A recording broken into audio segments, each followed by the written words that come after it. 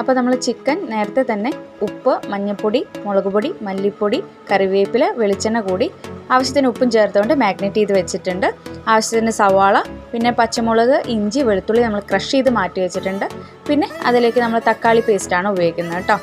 അപ്പോൾ അതിനുശേഷം നമ്മൾ ചീഞ്ചട്ടി ചൂടായതിനു ശേഷം നമ്മുടെ വെളിച്ചെണ്ണ ഒഴിച്ച് അതിലേക്ക് സവാള ഇട്ട് കൊടുക്കുക.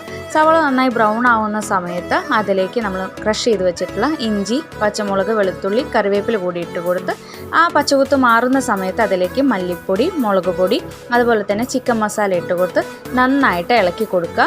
അവസാനം ഈ മസാലയുടെ ആ മണം മാറുന്ന സമയത്തേക്ക് നമ്മൾ നേരത്തെ മാറ്റി വെച്ച തക്കാളിയുടെ പേസ്റ്റ് അതിലേക്ക് ഒഴിച്ചു കൊടുത്ത് നന്നായിട്ടൊന്ന് ഇളക്കി അതിലേക്ക് ആവശ്യത്തിന് കുറച്ച് വെള്ളം മാത്രം ഒഴിച്ചു കൊടുത്ത് ഒരു ഗ്രേവി പരുവാക്കിയെടുക്കുക.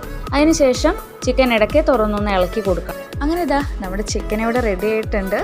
അപ്പോൾ വീഡിയോ ഇഷ്ടപ്പെട്ടാൽ ലൈക്ക് ചെയ്യുക, സബ്സ്ക്രൈബ് ചെയ്യാനും മറക്കല്ലേ.